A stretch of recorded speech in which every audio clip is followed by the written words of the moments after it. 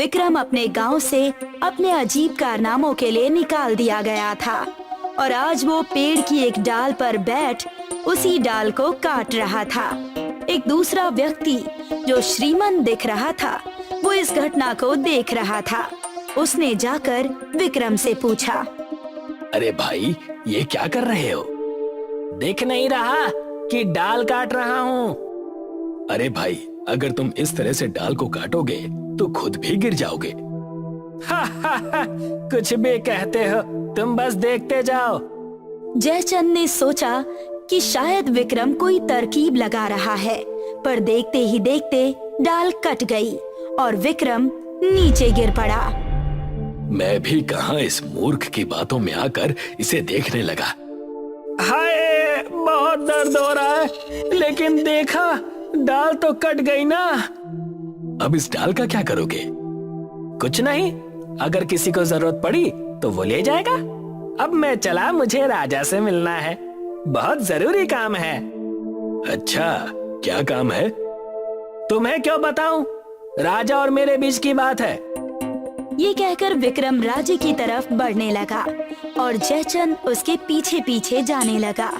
जैसे ही विक्रम ने राज्य में पैर रखे, वैसे ही वहाँ वर्षा शुरू हो गई। देखा कैसे मैंने आते ही वर्षा करा दी। मूर्ख, तो वर्षा अपने समय से हुई है, तुम्हारे आने से नहीं। पास ही के खेत में कुछ लोग थे। उन्होंने ये देखा और विक्रम के पास आकर कहने लगे, प्रभु, कौन है आप? इस जगह पर 1 वर्ष से वर्षा नहीं हुई और आपके आते ही वर्षा शुरू हो गई। धन्य है प्रभु, आप धन्य हैं। आपके दिव्य चरण इस गांव में पड़ते ही हमारे तो भाग्य खुल गए। आप इसी गांव में रहिए और कहीं जाइएगा नहीं। गाओ, मेरे गुणगान गाओ और सबको बताओ, विक्रम आ गया है और राज्य के दुख काट गया है। जयचंद इस घटना को देख अपने माथे पर हाथ रख देता है और सोचता है, ये लोग भी मूर्ख हैं और ये तो नीरा मूर्ख है ही, लेकिन मैं इसका इस्तेमाल कर सकता हूँ। असल में जयचंद को भ्रष्ट होने के नाते राज्य से निकाल दिया गया था। इसी कारण वो राज्य के बाहर जंगल में था। जयचंद मौके का फायदा उठाकर लोगों से कहता है, ये है बाबा विक्रम, मुझे राज्य से बाहर निकाला गया और मैंने इनसे मदद मांगी तो आज इन्होंने मेरी मदद कर दी है। जाओ और ये बात पूरे राज्य में बता दो। अरे पर बारिश तो मैंने कराई, तुमने मदद कब मांगी मुझसे? बाबा विक्रम कहना चाह रहे हैं कि यदि कोई मदद ना मांगता तब भी वो तुम सबकी मदद जरूर करते। बहुत उदार है बाबा। बाबा विक्रम की सदा जय हो। चलो महाराज को ये खबर सुनाई जाए। अब वहाँ सिर्फ विक्रम और जयचंद बचे। अन्य व्यक्ति इस खबर को पहुँचाने राज्य में चले गए। बाबा विक्रम, कहा मेरे भक्त जी, आप अपने इस अनन्य भक्त को बताएं कि आप महाराज को किस कारण मिलने आए थे। अब जब मेरे परम भक्त ने पूछा है तो बताता हूँ। उनकी पुत्री का विवाह होने वाला है और मैंने सुना है कि जो उनकी कन्या को शास्त्रार्थ में हरा देगा वो उसी से विवाह करेंगी।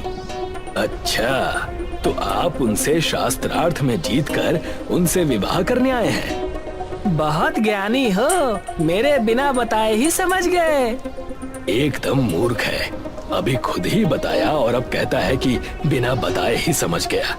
छोड़ो, वैसे भी मुझे तो बस अपना काम निकालना है। चलो अब राजा के पास चलते हैं। आप क्यों जाते हैं?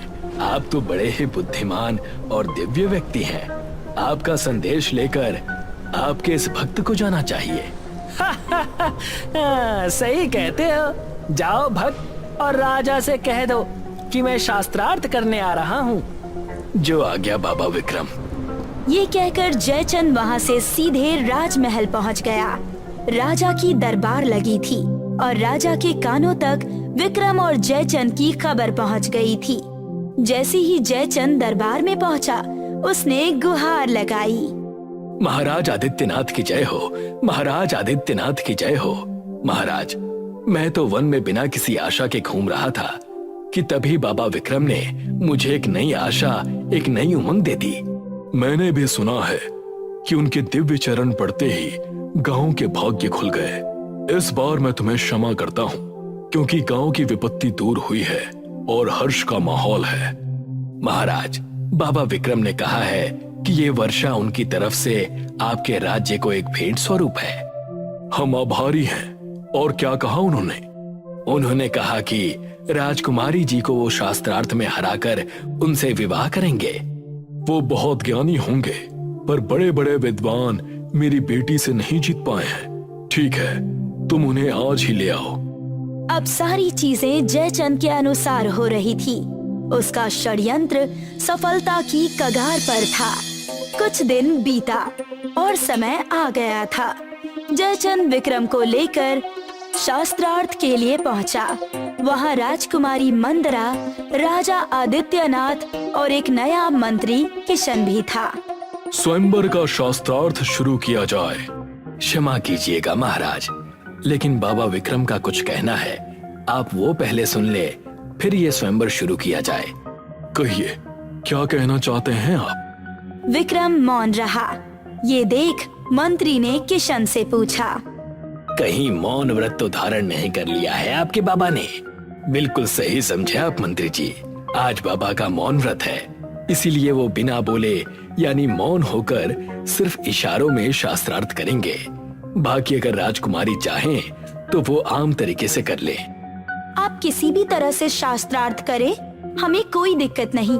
और जिस ढोंगी को यहाँ लाकर बिठाया है, उन्हें जैसे शास्त्रार्थ करना है वैसे करने दीजिए। ये सुनकर विक्रम के चेहरे के रंग उड़ गए और उसे काफी गुस्सा आया। उसने अपनी आंखें गुस्से में बड़ी कर ली और मुंह फुला लिया। बाबा विक्रम बहुत गुस्से में हैं। आप ढोंगी ना कहें, वरना वो वर्षा का भेंट वापस ले लेंगे और इस राज्य में कभी बरसात नहीं होगी। विक्रम तेजी से सिर हिलाता है। पुत्री, अपने शब्द वापस ले लो। लोगों की आस्था इस समस्या से जुड़ी हुई है और अगर इन्होंने वर्षा बंद कर दी तो बड़ी परेशानी हो जाएगी। ठीक है पिताजी, क्षमा कीजिएगा। ये सुनकर विक्रम मुस्कुराने लगा और संतोष में सिर हिलाने लगा। 3 सवाल पूछे जाएंगे राजकुमारी की तरफ से और उन प्रश्नों का उत्तर बाबा विक्रम देंगे। यदि वो तीनों प्रश्नों के उत्तर दे पाए या राजकुमारी के तथ्यों को गलत साबित कर दिया तो जीत विक्रम की होगी और ना कर पाए तो राजकुमारी की। मंत्री के ये कहते ही शास्त्रार्थ शुरू हुआ और राजकुमारी ने बिना मौन रहे पहला प्रश्न किया परखने के लिए, इस राज्य में कितनी चिड़िया है? विक्रम अपने दोनों हाथ खड़े कर देता है, ये बताने के लिए कि उसे ये सब नहीं पता, पर जयचंद बात पलट देता है। ये कह रहे हैं 10,000। ये कैसे हो सकता है? इतनी जल्दी इन्होंने उत्तर कैसे दे दिया? मुझे इसके पीछे का अर्थ बताएं। अगर चिड़िया इससे अधिक हुई या कम हुई तो?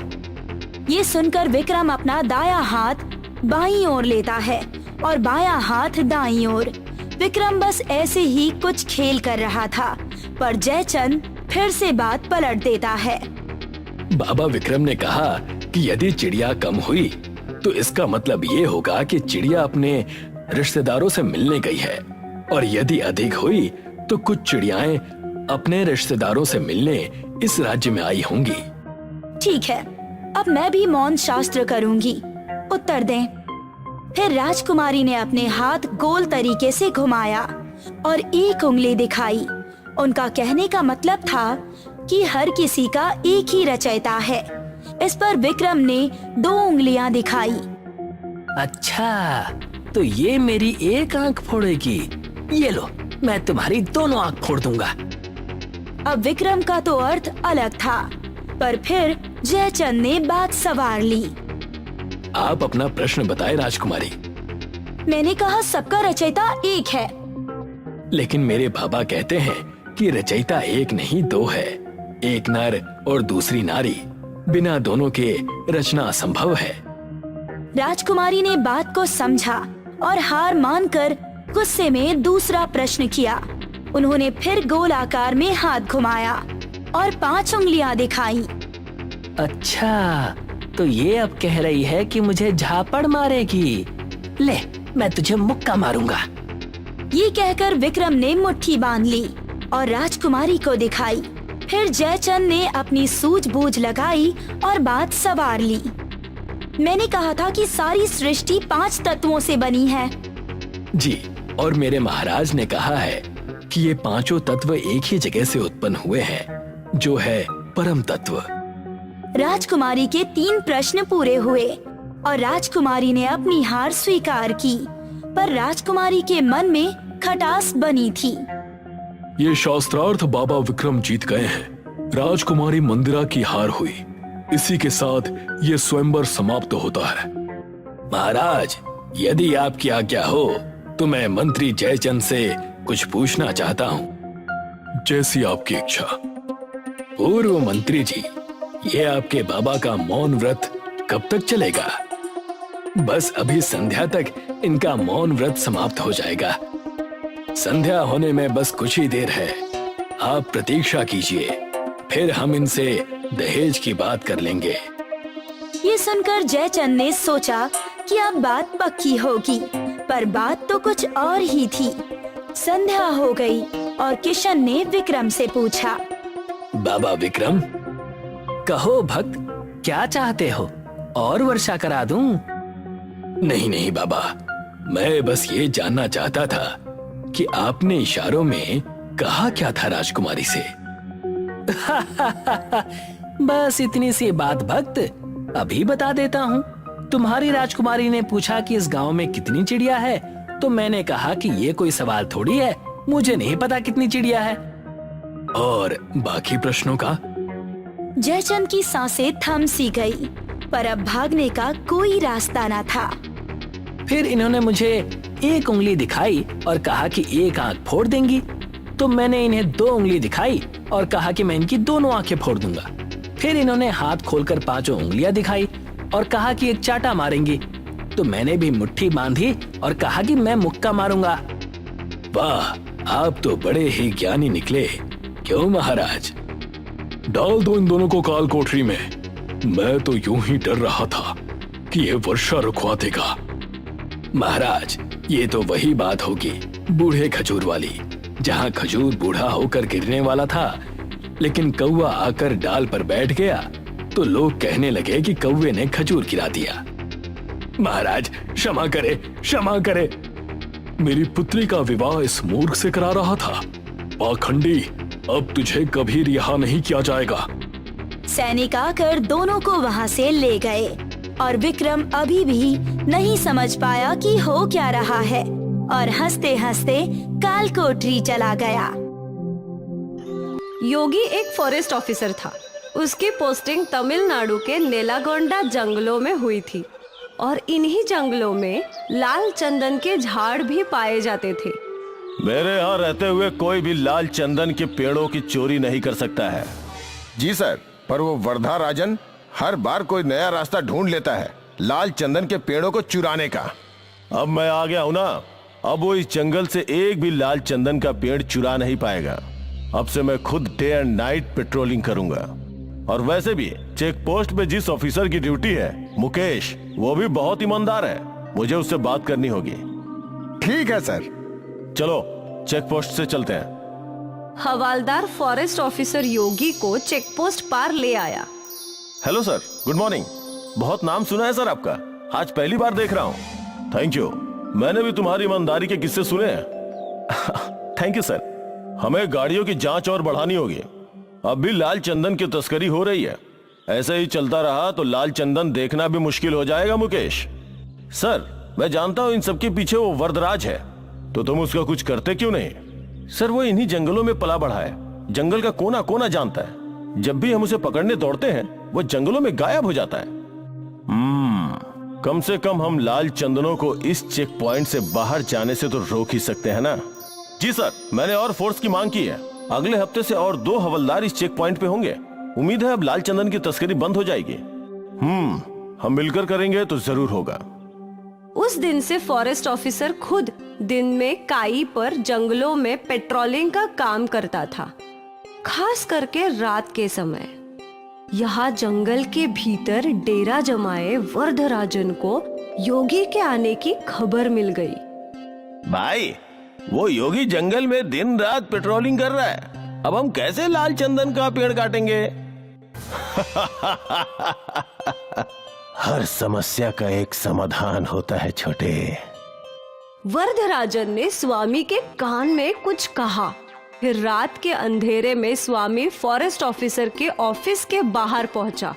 वो किसी का इंतजार कर रहा था। कुछ देर बाद गार्ड वहां पहुंचा। ए, भाई ने तेरे लिए मिठाई भेजी है और इसके बदले बस हमें समय समय पर इत्तला करते रहना। तुझे हर हफ्ते अपनी मिठाई मिल जाएगी। वाह, भाई को शुक्रिया बोलना। हाँ ठीक है। स्वामी खुशी खुशी अपने अड्डे पर लौटा और वर्धराजन को सब कुछ बता दिया। अब देखते हैं वो फॉरेस्ट ऑफिसर अपना क्या बिगाड़ता है। हाँ भाई। उस रात से वर्धराजन और उसके आदमियों ने लाल चंदन के पेड़ों को काटना शुरू कर दिया और यहाँ गार्ड मैसेज करके वर्धराजन को फॉरेस्ट ऑफिसर की लोकेशन बताया करता था। जिस समय फॉरेस्ट ऑफिसर दक्षिण की दिशा में जाता तो वर्धराजन के आदमी उत्तर की दिशा में लाल चंदन के पेड़ काट रहे थे, और जिस समय योगी उत्तर की दिशा में पेट्रोलिंग करता वो दक्षिण की दिशा में पेड़ काटने लगे। ये सिलसिला कई दिनों तक चलता रहा। एक दिन की बात है, उत्तर की दिशा से वर्धराजन के लड़के लाल चंदन का पेड़ काटकर निकल गए थे। फिर जब योगी वहां पहुंचा तो उसका ध्यान उस ताजे कटे हुए पेड़ के तने पर गया। ऐसा लग रहा है कि ये पेड़ आज ही कटा है, पर मैं इतने देर से पेट्रोलिंग कर रहा हूँ तो कैसे कोई मेरे आंख के नीचे से ये लाल चंदन का पेड़ काट सकता है? जरूर कुछ गड़बड़ है। योगी ने कुछ नहीं कहा और जीप में बैठकर दक्षिण की दिशा में चलने लगा। जब वो यहाँ पहुंचा तो यहाँ भी उसने ताजे कटे हुए पेड़ों के तने दिखे। ये तना भी आज ही कटा हुआ है, मतलब अब भी वर्धराजन लाल चंदन के पेड़ों की चोरी कर रहा है। मुझे ये सब जल्द ही रोकना होगा। गाड़ी चेक पोस्ट पर लो। योगी जीप में बैठ गया और गार्ड ने गाड़ी चेक पोस्ट की ओर ले ली। क्या हुआ सर, आप बहुत टेंशन में लग रहे हैं। मुझे तुमसे अकेले में बात करनी है। जी सर, आइए ना, अंदर बैठकर बात करते हैं। चेक पोस्ट की छोटी चौकी में बस फॉरेस्ट ऑफिसर योगी और इंस्पेक्टर मुकेश थे। बोलिए सर, यहाँ हमारी बातें कोई नहीं सुन सकता। मुकेश, अब भी जंगल में लाल चंदन के पेड़ कट रहे हैं। क्या यहाँ से कोई बड़ी गाड़ी गुजरी है? नहीं सर, अभी तक तो नहीं, पर कल ये ट्रक आएंगे जंगल में रोड बनाने के लिए रेत लेकर। फिर जरूर लाल चंदन उसी में जाएगा। कल मैं किसी भी हालत में उस ट्रक को इस चेक पोस्ट से बाहर जाने नहीं दूंगा। हाँ, और मैं उस वर्धराजन को पकड़ कर रहूंगा। ठीक है सर। यहाँ जंगल में वर्धराजन अपने अड्डे पे योजना बना रहा था। कल रेत वाली गाड़ी सारे लाल चंदन के झाड़ भरकर बाहर ले जाना है ना? नहीं। अब तक तो उस फॉरेस्ट ऑफिसर को सब कुछ पता चल गया होगा। वो कल चेक पोस्ट पर हम सबका इंतजार करेगा। तो अब हम क्या करेंगे? कैसे इन लाल चंदनों को इस जंगल से बाहर निकालेंगे भाई? वर्धराजन ने अपनी योजना बना ली थी। अगली सुबह रेती की गाड़ी जंगल के अंदर आई।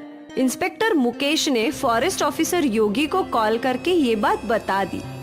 सर, ट्रक आ गए हैं, आप भी आ जाइए। ठीक है। वो ट्रक कंस्ट्रक्शन साइट पे पहुंचा। यहाँ ट्रक ने सारी रेत अनलोड की और फिर वर्धराजन और उसके आदमियों ने उसमें एक लाल चंदन के पेड़ के तने को लोड कर दिया। यहाँ फॉरेस्ट ऑफिसर और गार्ड जीप में निकले, पर उनके रास्ते में कई और पेड़ गिरे हुए थे। सर, घूम के जाना होगा। ये सब उस वर्धराजन ने ही किया होगा। जल्दी चलो, आज उसे पकड़ कर ही रहेंगे। वर्धराजन वहाँ से निकल गया। अब जब फॉरेस्ट ऑफिसर योगी वहाँ पहुँचा तो ट्रक भी वहाँ से निकल चुका था। चेक पोस्ट के पास ले लो। योगी ने इंस्पेक्टर मुकेश को कॉल लगाया। मुकेश, वो लोग निकल चुके हैं, अब तुम्हें ही उन्हें रोकना होगा। जी साहब। इंस्पेक्टर मुकेश अपने सारे आदमियों के साथ चेक पोस्ट पर खड़ा हो गया। ट्रक धीरे धीरे चेकपोस्ट की ओर बढ़ने लगा। चेकपोस्ट पर मुकेश और सारे पुलिस वाले बंदूक तान कर खड़े थे। ड्राइवर ने पुलिस वालों को देखा और उसने गाड़ी रोक दी और पीछे से फॉरेस्ट ऑफिसर ने अपनी जीप लगा दी। ट्रक को चारों ओर से घेर लिया था। हवलदार, चेक करो ट्रक में क्या है। हवालदार ट्रक के अंदर चढ़ा। सर, यहाँ लाल चंदन तो है, पर एक ही है। क्या? इंस्पेक्टर ने भी ट्रक में चढ़कर जांच की तो वहाँ बस एक ही लाल चंदन का पेड़ था। सर, आप यहाँ आइए। अब फॉरेस्ट ऑफिसर योगी भी ट्रक में चढ़ गए। वो भी ये सब देखकर हैरान था। उस वरदराजन ने इस बार भी हमारे साथ धोखा किया। और यहाँ वरदराजन अपने सारे लोगों के साथ और लाल चंदन के पेड़ों के साथ नदी के रास्ते से लाल चंदन के पेड़ जंगल से बाहर निकाल रहा था। मुझे कोई रोक नहीं सकता।